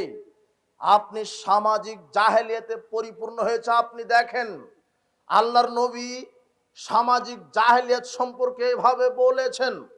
আল্লাহর নবী বলছেন, সমাজে জাহেলিয়াতে পরিপূর্ণ হয়ে যাবে, মানুষ দুনিয়াদারি বেশি হবে, আখেরাতকে ভুলে যাবে। আজকে আপনি তদন্ত করে দেখেন, মানুষ পাপকে পাপ মনে করছে না। উপস্থিত বৈঠকের মুসলিম দিনী ভাই বোন, আমি যেই কথাটা বলতে চাচ্ছিলাম, যে নেকির কাজ করলে প্রতিদান ভালো, পাপের কাজ করলে প্রতিদান খারাপ। এই জন্য বিবেচনা আপনার। সৎ কাজে প্রতিযোগিতা করুন, অসৎ কাজ থেকে নিজেকে বাঁচিয়ে রাখুন। জাহান্নাম বড় কঠিন জায়গা। আল্লাহ বলছেন, হাযিহি জাহান্নামুল্লাতী কুনতুম তুআদুন। আল্লাহ বিচার মাঠে মানুষকে জাহান্নামে দিয়েই বলবে, এই তো জাহান্নাম যার ওয়াদা আমি করেছিলাম। পাপ কাজ করে মারা গেলে আমি জাহান্নামে দিব, এই যে আমার ওয়াদা, আজকে কি ঠিক হয়নি? বেমা কুনতুম। সেদিন সেখানে মানুষ যাবে কুফরি করার কারণে। বলছিলাম, উপস্থিত বৈঠকের মুসলিম দিনী ভাই বোন, আমল যদি ভালো হয় প্রতিদান ভালো, আমল খারাপ হলে প্রতিদান খারাপ। আপনার আমল ভালো করতে হলে ইমানকে সঠিক করুন। 5 ওয়াক্ত সালাত যে কোনো মূল্যে। যারা সালাত আদায় করে না তারা কাফের, যারা সালাত 5 ওয়াক্ত আদায় করে তারা মুসলিম। যারা 5 ওয়াক্ত সালাত আদায় করে তারা মুসলিম, যারা 5 ওয়াক্ত সালাত আদায় করে না তারা কাফের। যে কোনো মূল্যে সালাত, যে সালাত আদায় করছে না, যে সালাত আদায় করছে না, সে মারা গেলে তার গোসল হবে না, তার কাফন হবে না, তার জানাজা হবে না, তার দাফন হবে না। এই কথা বলতে গিয়ে বলছিলাম যে বক্তব্য মঞ্চ থেকে হবে না, বক্তব্য কোথায় থেকে হবে? সংসদ থেকে। ওখান থেকে বলে দাও 5 ওয়াক্ত সালাত আজ থেকে ফরজ বাধ্যতামূলক করা হলো। ওখান থেকে বলে দাও মাদক হারাম করা হলো, তাহলে মাদক বন্ধ হয়ে যাবে। আজকে সমাজে যুবক যুবতী মাদকে অ্যাডিক্টেড, আসক্ত হয়েছে। আপনি দেখেন প্রায় আপনি সমাজে হালাল খুর পাওয়াই কঠিন, সমাজে হালাল খুর পাওয়াই কঠিন, হারামে পরিপূর্ণ হয়েছে। কেউ বা মদখুর, কেউ বা সুদখুর, কেউ বা ঘুষখুর, কেউ বা দুর্নীতিবাজ। আশ্চর্য কথা, আপনি দেখেন সমাজে জরিপ করেন, হালাল খুর পাওয়াই কঠিন। মুদির দোকানদার ও ব্যাংক থেকে লোন নিয়ে মুদির দোকান দিয়েছে, পানের দোকানদার ব্যাংক থেকে লোন নিয়ে পানের দোকান দিয়েছে, মোটরসাইকেলের শোরুম দিয়েছে, ব্যাংক থেকে কোটি টাকা লোন নিয়ে মোটরসাইকেলের শোরুম দিয়েছে, গাড়িটা কিনেছে ব্যাংক থেকে লোনের টাকা দিয়ে, বাড়িটা করেছে ব্যাংক থেকে লোনের টাকা দিয়ে। ওর গাড়ি হারাম, ওর বাড়ি হারাম, ওর ব্যবসা প্রতিষ্ঠান হারাম, চাকরিটা নিয়েছে ঘুষ দিয়ে, ওর চাকরিটা হারাম, চাকরির উপার্জন হারাম। দেখেন সমাজে হালাল খুর পাওয়াই কঠিন।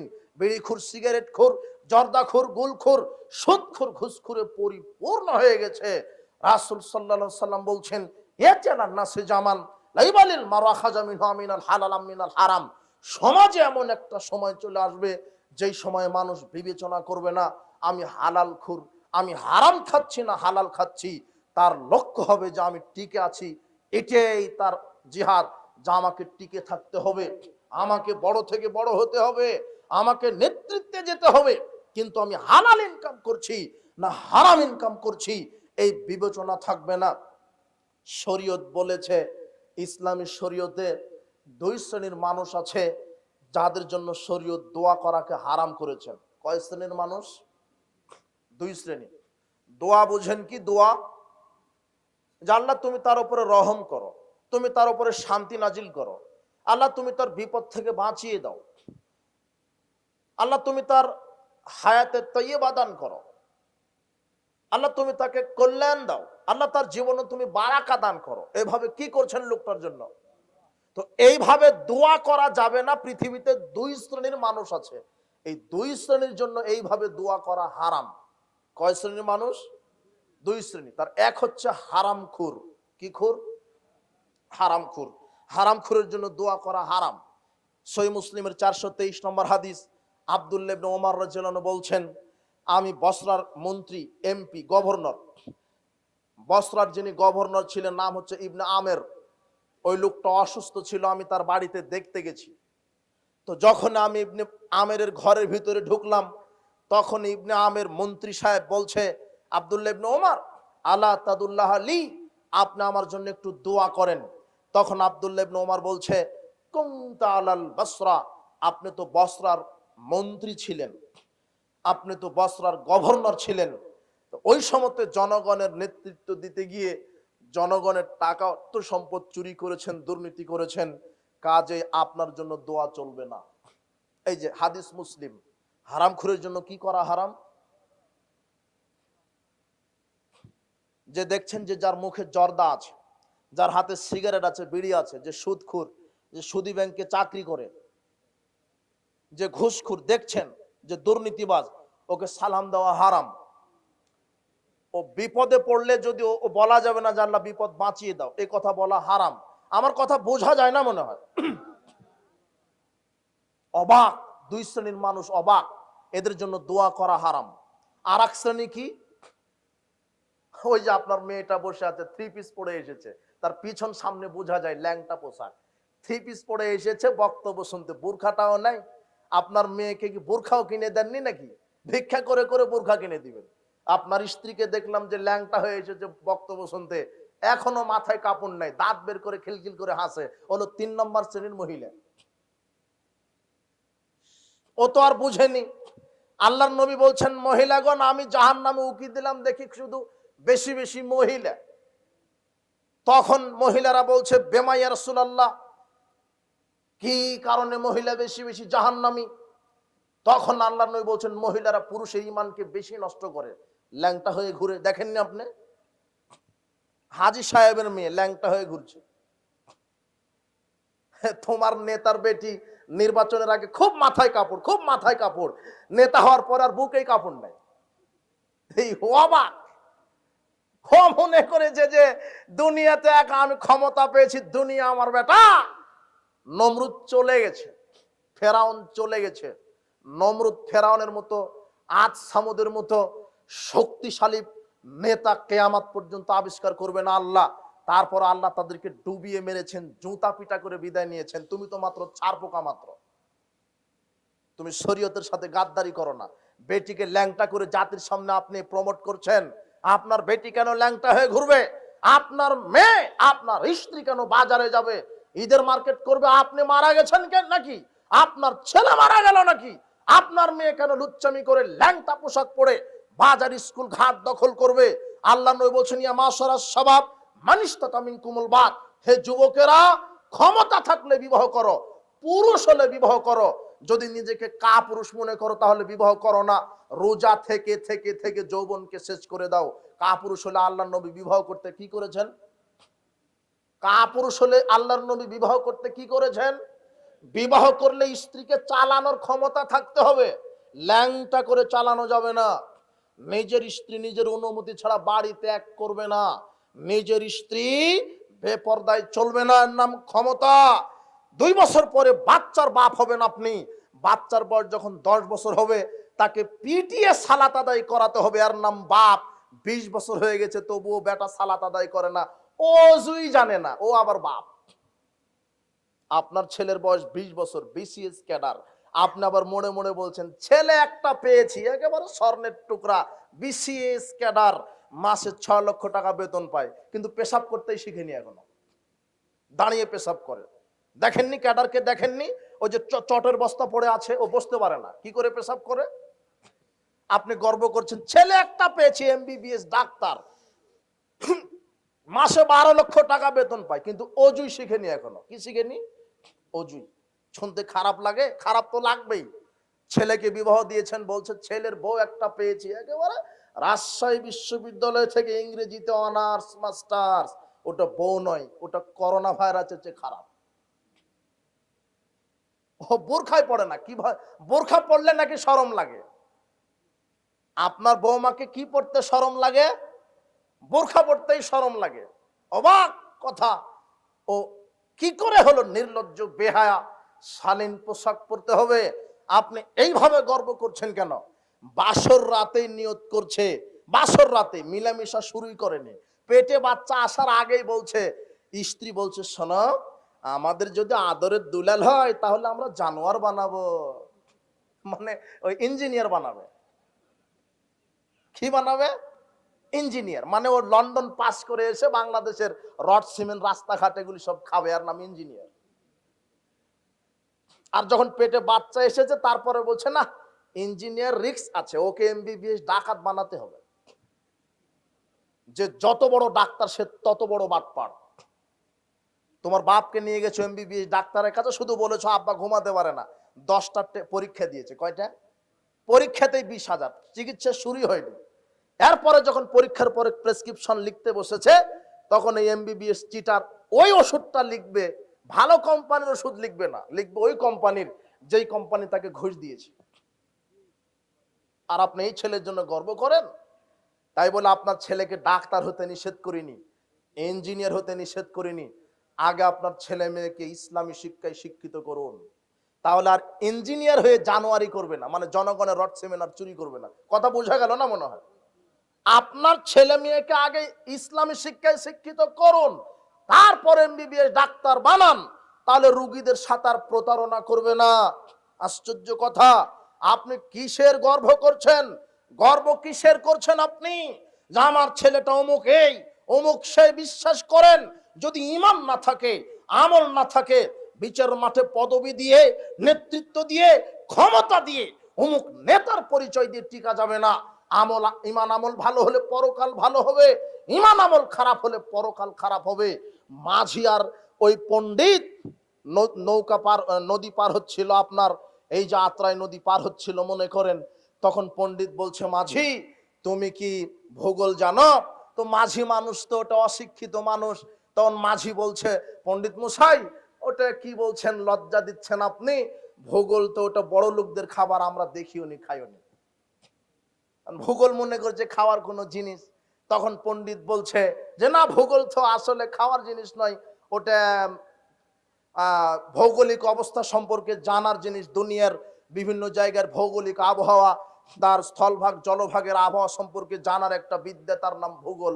তো এটাই তুমি জানো না, তো তোমার জীবন তো চারা নাই বৃথা। একটু মাঝপথে যেতে আবার বলছে পণ্ডিত, মাঝি তুমি কি দর্শন জানো? তখন মাঝি বলছে, না পণ্ডিত মশাই, দর্শন ওটাও তো বড় লোকদের খাবার, আমরা তো খাইনি। তখন পণ্ডিত বলছে যে না, দর্শনও শিক্ষার বিষয়, ওটা শিখতে হয়। তৃতীয় প্রশ্ন করছে পণ্ডিত, বলছে দর্শনও তো জানো না, তাহলে তো আটা নাই বৃথা তোমার জীবন। তৃতীয় প্রশ্ন করছে পণ্ডিত, তুমি কি ইতিহাস জানো?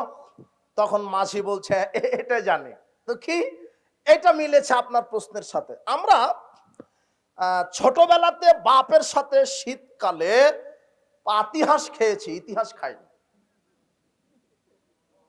তখন পণ্ডিত বলছে যে তোমার জীবন তো 12 আনাই বৃথা। এই বক্তব্য হতে হতে আকাশে মেঘ, ঝড় বৃষ্টি শুরু হয়েছে, তখন নৌকাটা এরকম করা শুরু করেছে। এখন মাঝি বলছে, পণ্ডিত মশাই আপনি কি সাঁতার জানেন? তখন পণ্ডিত বলছে আমি তো সাঁতার জানি না। তখন মাঝি বলছে, আমি না হয় ভূগোল দর্শন ইতিহাস না জানার কারণে 12 আনা বৃথা, 4 আনা আছে, বাঁচার পথ আছে। এখন আপনি সাঁতার জানেন না, নৌকা ডুবে গেলে আপনার জীবন 16 আনাই বৃথা। তো আপনার ছেলে বিসিএস ক্যাডার হয়ে কি করলো? তো অজুই শিখেনি এখনো। আপনি মারা গেলে জর্দাখুর ইমাম এসে আপনার জানাজা পড়াচ্ছে, লজ্জা শরম থাকা উচিত।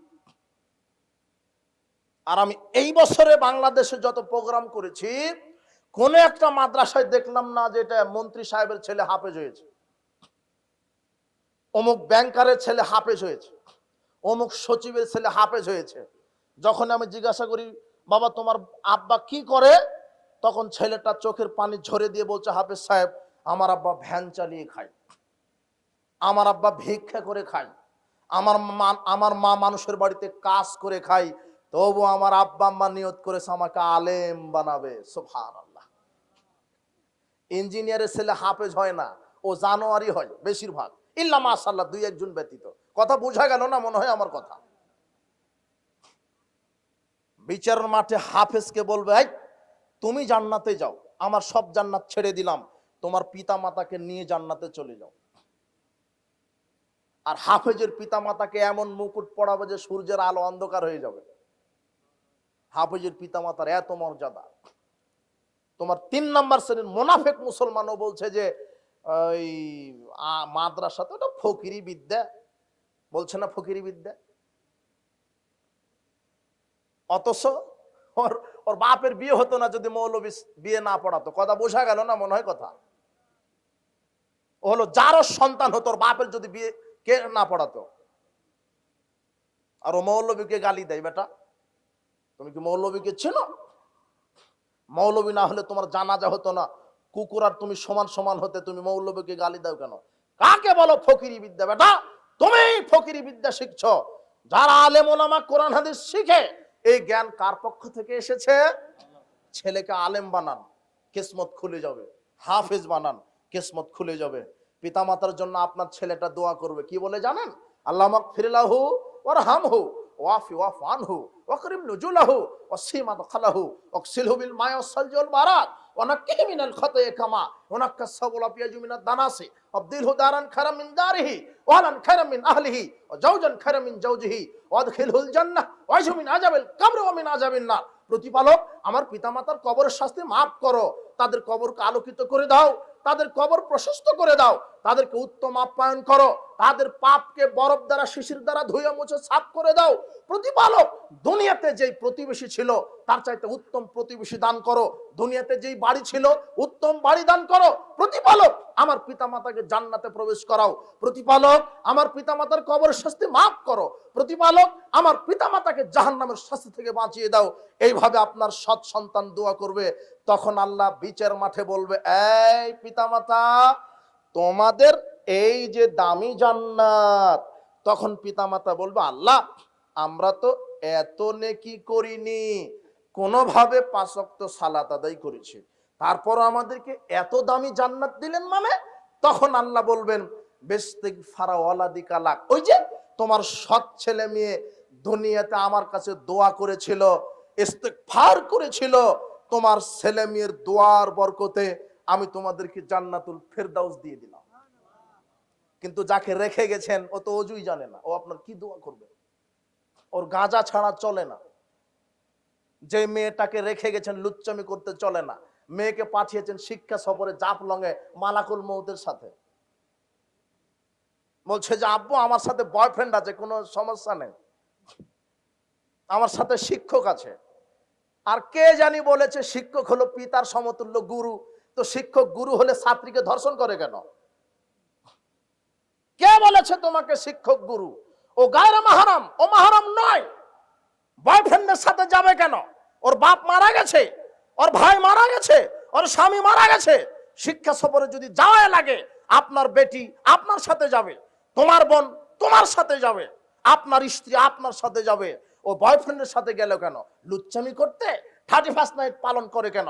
পয়লা বৈশাখ পালন করে কেন? তুমি আগামীকাল তুই ইলিশ মাছ নিয়ে, তুমি পান্তা ভাত নিয়ে রমনার বটমূলে তুমি ওই যে ছোট লুকি করবে, এসো হে বৈশাখ মঙ্গল শোভাযাত্রা।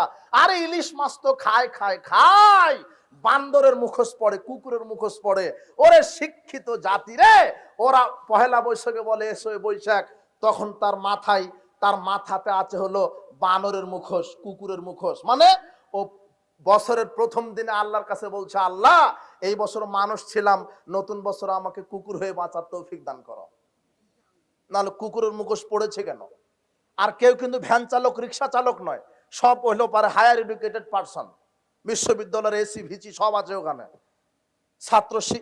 আপনার বেটিটা আছে ল্যাংটা পোশাক পরে ওখানে আছে, লজ্জা হয় না?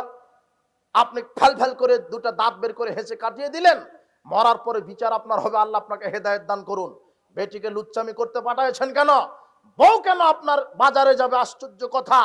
আপনি যদি পুরুষ হন, আপনি ঈদের মার্কেট করবেন, মোটা কাপড়ে খুশি হতে হবে, চিকন কাপড়ে খুশি হতে হবে, আর নাম স্ত্রী। মোটা কাপড় কিনে দিবেন, বউ চোখ রাঙাবে, মানে হতে পারে না, অসম্ভব হতে পারে না। যেটা এনে দিবে ওটাতেই খুশি থাকতে হবে, এর নাম বউ। যেটা এনে দিতে হবে সেটাতেই খুশি হতে হবে, এর নাম বউ। আশ্চর্য কথা। আপনাকে কি দিয়ে বুঝাই শরীয়ত? এইভাবে জাহেলিয়াতে পরিপূর্ণ হয়েছে।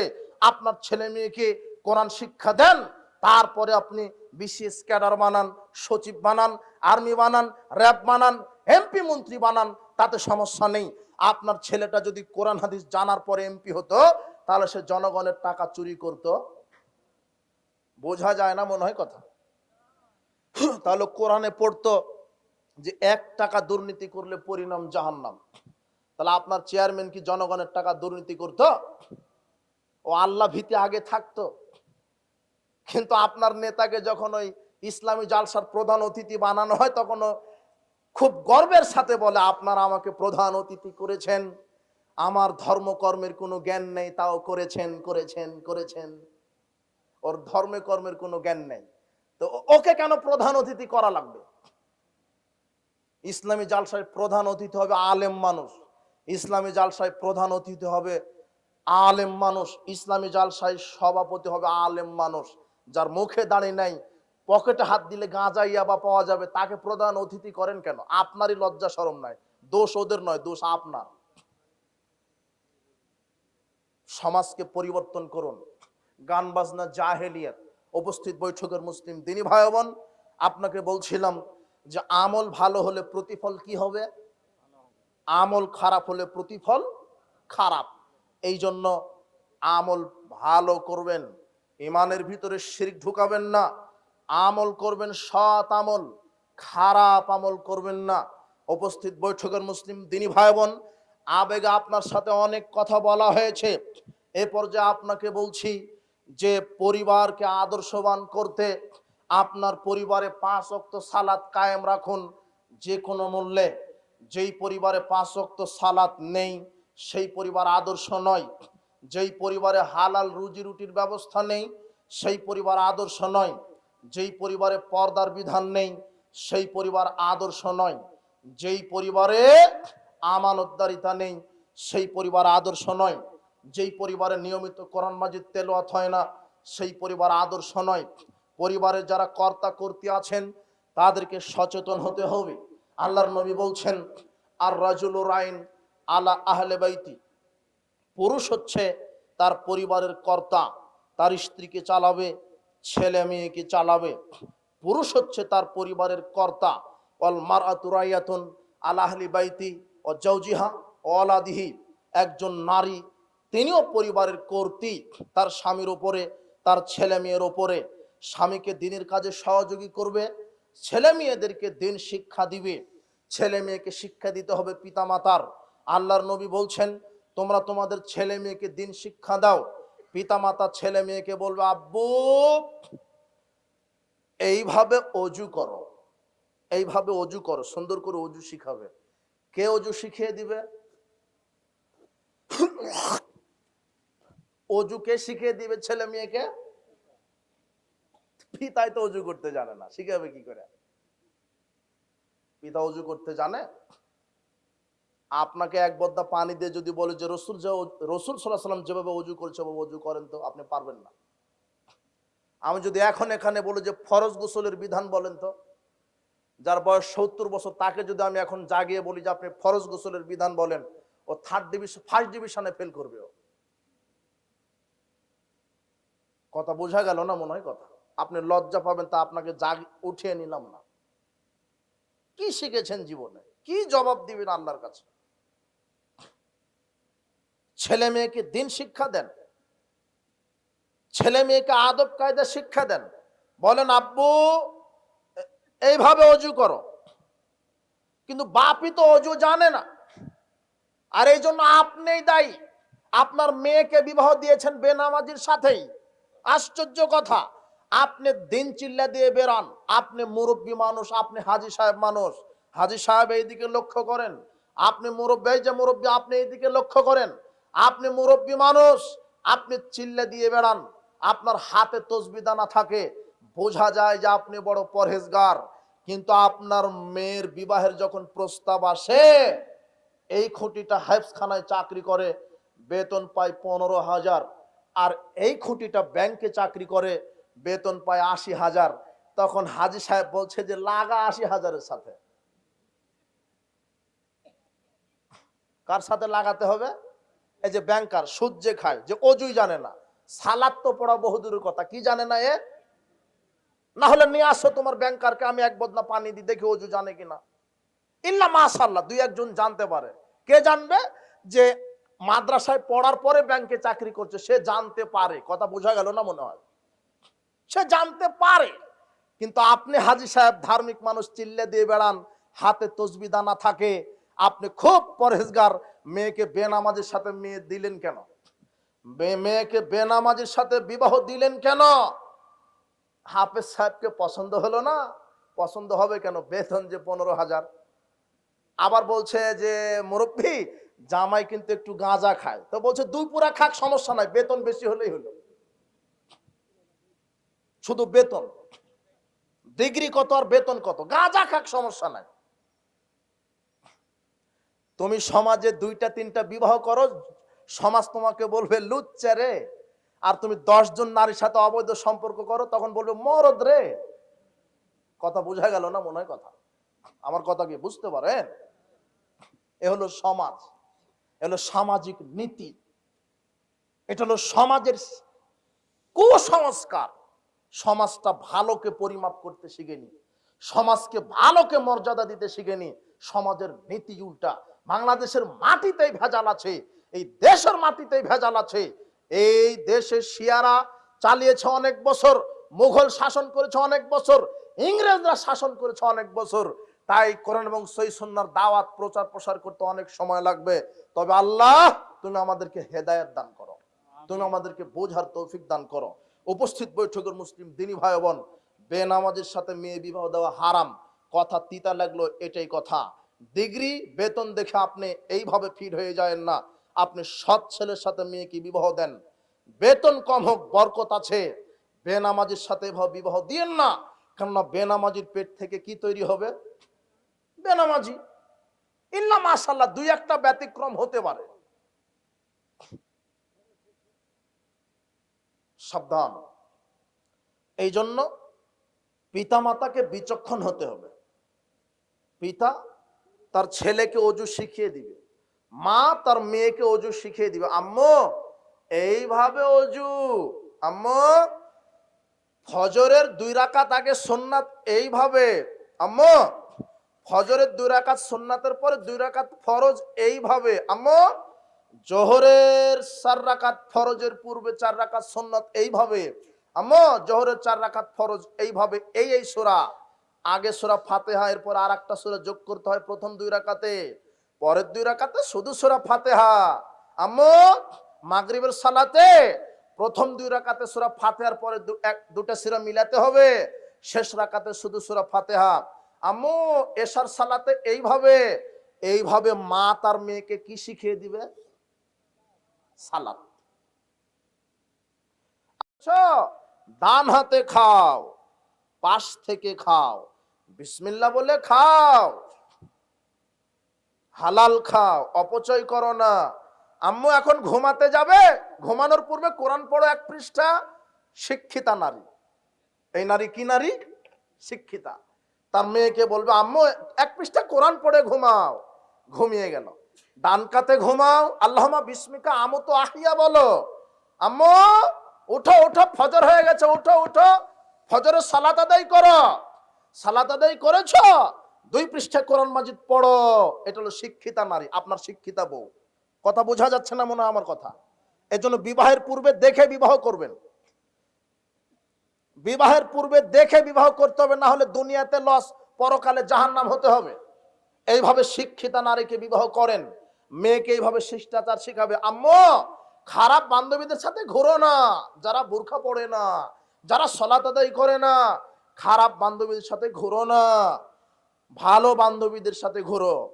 বাপ তার ছেলেকে ওইভাবে শিখাবে, আব্বু এইভাবে সালাত, এইভাবে সিয়াম, এইভাবে কোরআন মাজিদ তেলাওয়াত। আপনার যদি 10টা সন্তানকে এইভাবে সালাত সিয়াম শিক্ষা দিতে পারেন, আপনার ছেলে মেয়ে আমল করে যত নেকি হবে, পিতা মাতার একাই তত নেকি। আল্লাহর নবী বলছেন তাজাওয়াজুল ওয়াদুদাল ওয়ালুদা, ওই নারীকে বিবাহ করো যেই নারী বেশি বেশি বাচ্চা দিতে পারে। কি দিতে পারে? ওই নারীকে বিবাহ করো যেই নারী বেশি বেশি কি দিতে পারে? ওই নারীকে বিবাহ করো যেই নারী বেশি বেশি কি দিতে পারে? বাচ্চা দিতে পারে। তার মানে ওর মাকে আগে দেখতে হবে, যাকে বিবাহ করবে তার মা খালা ফুপুর খবর নিতে হবে। ওর মায়ের যদি 10টা থাকে, তাহলে এ মেয়েরও কয়টা হওয়ার সম্ভাবনা আছে? আপনি যেমন হাসছেন, অবাক কথা, আল্লাহর নবী এই কথা বলছেন।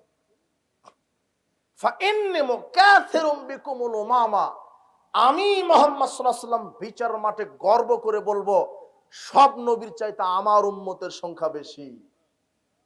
বেশি বেশি সন্তান নিলে দুনিয়াতে লাভ, পরকালে লাভ। দুনিয়াতে কি লাভ? মনে করেন আপনার 6টা সন্তান, 8টা সন্তান, আপনাকে দিয়ে 9 জন, তো শক্তি বেশি, ক্ষমতা বেশি। মহাদেবপুর আপনার সামনে কেউ দাঁড়াবে না, 9 বাপ বেটা যদি রাস্তাতে নামেন কেউ দাঁড়াবে না, শক্তি বেশি। কথা বোঝা গেল না মনে হয়? টাকা বেশি। 8টা সন্তান আপনার টাকা উপার্জন করবে, কেউ চাকরি করবে, কেউ ব্যবসা করবে, কেউ প্রবাসে থাকবে, টাকাও বেশি। আর 8টা সন্তানকে যদি কোরআন শিখাতে পারেন, সালাত শিখাতে পারেন, ওই 8 সন্তান 5 আষ্টে 40 রাকাত, 40 ওয়াক্ত সালাত একদিনে পড়বে। আর বাপের আমল নামাতে 40 ওয়াক্তের সালাত একাই বাপের আমল নামাতে যোগ হবে। ওই যে বাপ শিখিয়েছে, যে মা শিখিয়েছে, যে নেকিও বেশি, ক্ষমতা বেশি, টাকা বেশি। 3 নম্বরে কি? নেকি বেশি। আর 4 নম্বরেরটা পরকালে জান্নাত বেশি। কি বেশি? জান্নাত বেশি। সৎ ছেলে মেয়ে দোয়া করবে, আর ওই পিতামাতার জান্নাতুল ফেরদাউস দান করবে, জান্নাতও বেশি। তাহলে বেশি সন্তান হলে কয়টা লাভ হলো? দুনিয়াতে 3টে, পরকালে 1টা। আল্লাহর নবী বলছেন, আমি কি তোমাদেরকে খবর দিব না যে কারা বেশি বেশি জান্নাতি? হ্যাঁ বলেন। আল্লাহর নবী বলছেন, নাবিউ ফিল জান্নাহ ও সিদ্দিক ফিল জান্নাহ ও শাহিদু ফিল জান্নাহ। নবীগণ জান্নাতি, সিদ্দিক জান্নাতি, শহীদ জান্নাতি। ও নিসাউকুম মিন আহলিল জান্নাতিল ওয়াদুদুল মাউলুদুল আউদালা জাওজিহা। ওই নারীরাও বেশি বেশি জান্নাতি যেই নারীর ভিতরে 3টা বৈশিষ্ট্য আছে। 1, স্বামীকে বেশি বেশি শান্তি তৃপ্তি দিতে পারে। 2, যেই নারী স্বামীর অনুগত থাকে। 3, যেই নারী বেশি বেশি বাচ্চা প্রসব করে ওই নারীকেও আল্লাহ জান্নাতে প্রবেশ করাবেন। স্বামীর আনুগত্য করতে হবে। স্বামীর হক আছে স্ত্রীর উপরে, ঠিক স্ত্রীর হক আছে কার উপরে? স্বামী স্ত্রী আপনারা দুজনেই দুজনের হককে সঠিকভাবে আদায় করবেন। স্ত্রীরও আপনার আনুগত্যশীল হতে হবে। যে মানের খাবেন সে মানের খাওয়াবেন, যে মানের পড়বেন সে মানের স্ত্রীকে পড়াবেন, স্ত্রীকে সম্মান করবেন, মর্যাদা দিবেন, স্ত্রীকে সময় দিবেন, স্ত্রীর সাংসারিক কাজে সহযোগিতা করবেন। আয়েশা রাদিয়াল্লাহু আনহা বলছেন, কানা ফি মেহনাতি আহলি আও খেদমাত আহলি। আল্লাহর নবী রাষ্ট্রপতি মানুষ, রাষ্ট্রপতি, দেশের প্রধান, তারপরও আল্লাহ আয়েশা রাদিয়াল্লাহু আনহা বলছেন আল্লাহর নবী আমাদের সাংসারিক কাজে সহযোগিতা করতেন। তার স্ত্রীগণকে সাংসারিক কাজে, ওই ঘর ঝাড়ু দেওয়ার কাজে সহযোগিতা করতেন, কাপড় কাচার কাজে সহযোগিতা করতেন, রান্নার কাজে সহযোগিতা করতেন। জুতা যদি ছিঁড়ে যেত তাহলে জুতাতে তালি নিজে নিজে লাগাতেন, কাপড় ছিঁড়ে গেলে নিজে নিজে সেলাই করতেন, দুধ খেতে মন চাইলে বকরির দুধ নিজে দহন করতেন। কে? হ্যাঁ, মুহাম্মদ সাল্লাল্লাহু আলাইহি ওয়াসাল্লাম। তাহলে স্ত্রীকে সংসারের কাজে কি করতেন? সহযোগিতা করতেন। আপনিও করেন। আল্লাহর নবী বলছেন, আয়েশা চলো তো আজকে দুইজন স্বামী স্ত্রী একটু খেলাধুলা করি। তো কি খেলবেন? তো চলো একটু দৌড় প্রতিযোগিতা করি। তো দৌড় প্রতিযোগিতায় আয়েশা রাদিয়াল্লাহু আনহা ফার্স্ট হয়েছে, একেবারে আগে চলে গেছে। আল্লাহর নবী হেরে গেলেন। কার কাছে হেরে গেলেন? স্ত্রীর কাছে। বছর 6 মাস পরে আবার বলছে, আয়েশা চলো তো আজকে দেখি দেখি আজকে তোমাকে হারানো যায় কিনা। পরে দেখা গেল যে আয়েশা রাদিয়াল্লাহু আনহাকে টপকে চলে গেছে। আল্লাহর নবী বলছেন, আয়েশা ওই দিনের প্রতিশোধ আজকে নিয়ে নিলাম। আচ্ছা বলেন তো এই মুহূর্তটা কেমন? এটা হলো স্বামী স্ত্রীর ভালোবাসা। স্ত্রীকে মূল্যায়ন করবেন, স্ত্রীকে সময় দিবেন, স্ত্রীকে মহব্বত করবেন। আল্লাহ বলছেন লিতাসকুনু ইলাইহা, সারা পৃথিবীর সবচেয়ে শান্তি তৃপ্তির জায়গা একটা স্বামীর জন্য তার স্ত্রী। কি বলে তো? কোটি টাকার বিছানাতে শুয়ে আছেন, স্ত্রী নাই, শান্তি নাই। কোটি টাকা বেতন পান, স্ত্রী নাই, শান্তি নাই। চট সালাতে শুয়ে আছেন, পাশে স্ত্রী শুয়ে আছে, আপনার চাইতে শান্তি পান পুরুষ দ্বিতীয় কেউ নাই। স্ত্রীকে মূল্যায়ন করেন, স্ত্রীর হক আদায় করেন, স্ত্রীর প্রশংসা করেন, তার সৌন্দর্যতার বর্ণনা দেন। খালেদা, দিন যত যাচ্ছে তুমি তো ডানা কাটা পরি হয়ে যাচ্ছ, এইভাবে প্রশংসা। তাহলে দেখবেন যে আপনারও খেদমতে প্রস্তুত। কোনোদিন তার চেহারার বিকৃত বর্ণনা দিবেন না, যে তোমার চামড়া ঘুষ পড়ে যাচ্ছে কেন, লাকটা কেমন হয়ে গেছে, তাহলে কিন্তু আর ভালোবাসবে না। সব সময় প্রশংসা। আর মেয়েরা বুড়ি হতে চায় না, সব সময় প্রশংসা করবেন তাদের। রান্না খারাপ হলেও বলবেন খুব ভালো হয়েছে, তাহলে আরো ভালো করার চেষ্টা করবে। বোঝা গেল না? মনে হয় কৌশলে এগোতে হবে। এখন আপনার যদি রাগ করে বলেন তোর গোষ্ঠী রান্না জানে না, তাহলে আর কিন্তু হবে না।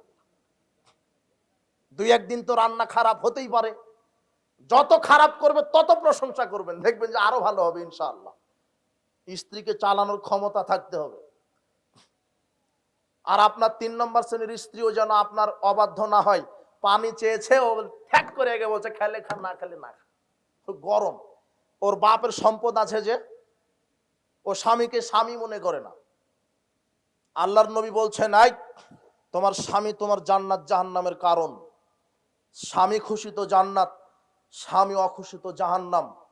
দুই শ্রেণীর মানুষের ফরজ নফল ইবাদত কবুল হয় না। তার এক আছে ওই স্ত্রী, যে স্ত্রী স্বামীর অবাধ্য, তার ফরজ সালাত আল্লাহ কবুল করেন না। যেই স্ত্রী স্বামীর অবাধ্য, তার ওই স্ত্রী কি কবুল করে না? আল্লাহ ফরজ ইবাদত কবুল করেন না। মা বলে এসেছেন মা বোনের জন্য একটা হাদিস, আল্লাহর নবী বলছেন, ইন্নাল মারআতা ইযা সাল্লাত খামসাহা, যখন কোন মহিলা 5 ওয়াক্ত সালাত আদায় করে, ও সামাত শাহরাহা, কি অনুবাদ? সামাত শাহরাহা, রমাদানের সিয়াম পালন করে, ওয়াসানাত ফারজাহা, লজ্জাস্থানের হেফাজত করে, ওয়াতাত বালাহার, স্বামীকে মেনে চলে। এই 4টে কাজ যদি কোনো মহিলা করে, ফালতাদখুল মিন আইয়ুনা আবওয়াবিল জান্নাতি 7, তাহলে আল্লাহ ওই নারীর জন্য জান্নাতের 8টি দরজা খুলে দেন। আর বউকে বলবেন আজ থেকে যাতে ওই যে ল্যাংটাপনা বেহায় হয়ে ল্যাংটা হয়ে যেন না ঘুরে, মাথার চুল চেহারাটা যেন পরপুরুষ না দেখতে পাই, এটার নাম পুরুষত্ব। কা পুরুষ হলে ঢং ঢং করে ঘুরতে পারে, কেন আপনি কা পুরুষ কিছু বলতে পারছেন না, তাতে সমস্যা নেই। যদি নিজেকে পুরুষ দাবি করেন তাহলে আপনার স্ত্রী যেন বেপর্দায় না চলে, আপনার মেয়েটা যেন বেপর্দায় না চলে। আর আজকের ইসলামী সম্মেলনের যেটা একটাই কথা বাড়িতে নিয়ে যাবেন, কোন বক্তব্য আপনার পুরো বক্তব্য স্মরণে না থাকলেও হবে, শুধু একটা বক্তব্য স্মরণে নিয়ে যাবেন, কি? আমল ভালো প্রতিফল ভালো, আমল খারাপ প্রতিফল খারাপ। এই কথা মনে থাকবে না? সব বক্তব্য ভুলে যায়, শুধু মাথায় রাখবেন, ওহো আল্লাহ তো বলেছেন আমল ভালো প্রতিদান ভালো, আমল খারাপ প্রতিদান খারাপ। মনে থাকবে না?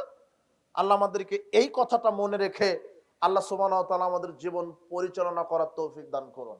অনেক রাগে অনেক কথা আপনাদের বলে ফেলেছি, আপনি আমার কাছের মানুষ, আল্লাহ আপনার জীবনে পরিপূর্ণ হেদায়েত দান করুন, আমি দোয়া রাখি। তো আরেকটা কথা মনে রাখবেন, বলছিলাম যে দুই শ্রেণীর ব্যক্তির জন্য দোয়া করা, কি বলেছিলাম? তার এক হচ্ছে কি? হারামখোর, আর দুই হচ্ছে বেপর্দা নারী। এদের জন্য দোয়া করা হারাম। তবে তাদের অবর্তমানে আপনি বলবেন আল্লাহ তুমি তাদেরকে হেদায়েত দান করো, মনে থাকবে? হেদায়েতের দোয়া করবেন, কিন্তু নগদ দোয়া করা যাবে না যে আল্লাহ তার উপর রহম করো, তার বিপদ কাটিয়ে দাও, এভাবে দোয়া করা কি? হারাম। একটা দোয়া শুধু করবেন, আল্লাহ তাকে কি করো? হেদায়েত দান করো। বারাকাল্লাহ ফিকুম। যারা এসেছেন খুব ভালো লেগেছে, আপনারা এসেছেন। আর হিংসা প্রতিহিংসা দূর করবেন। এলাকায় আরো হাজার হাজার লোক ছিল, তারা জানে যেখানে ইসলামী সম্মেলন হচ্ছে, কিন্তু তারা আসতে পারেনি। আল্লাহ তুমি তাদেরকে হেদায়েত দান করো। এখানে কোনো গান বাজনা ফুটবল খেলা হলে দেখতেন মাঠে জায়গা হতো না। মানুষ দুনিয়া নিয়েই গাফেল, দুনিয়া নিয়েই পড়ে আছে, পরকাল নিয়ে গাফেল। আল্লাহ তুমি আমাদেরকে দিন ধর্ম বোঝার মানার তৌফিক দান করো। যত নারী পুরুষ এসেছে আল্লাহ তুমি তাদেরকে সঠিক কোরআন এবং সহিহ সুন্নাহ মেনে চলার তৌফিক দান করো। যাদের পিতামাতা মারা গেছে কবরের শাস্তি মাফ করো। যাদের পিতামাতা অসুস্থ আরোগ্যতা দান করো। আমাদের মধ্যে আমরা যারা অসুস্থ আমাদেরকে তুমি আরোগ্যতা দান করো। তুমি আমাদেরকে দীর্ঘ সুস্থ নেক হায়াত দান করো। আর দীর্ঘ সুস্থ নেক হায়াতে যেন কোরআন এবং সহিহ সুন্নাহ মেনে চলতে পারি সেই তৌফিক তুমি দান করো। মৃত্যুর সময় যেন ঈমান নিয়ে কবরে যেতে পারি সেই তৌফিক তুমি দান করো। বারাকাল্লাহ ফিকুম। মাইকটা সুন্দর হয়নি, ভালো মাইক হয়নি, শেষ সময় এসে মাইক আলার বদনাম করে গেলাম, আপনি রাগ করেন না, মাইকটা আর একটু ভালো হওয়া লাগতো, সাউন্ড সিস্টেমটা। আগামীতে আলেম ওলামাকে দাওয়াত দিবেন, সাউন্ড সিস্টেমটা সুন্দর করবেন। আমার কণ্ঠটা শেষ হয়ে গেল মনে হয়। আল্লাহ তুমি হেফাজত করো, সবাইকে হেফাজত করেন। বারাকাল্লাহ ফিকুম, জাযাকুমুল্লাহ খায়ের। বৈঠক ভঙ্গের দোয়া বলেন।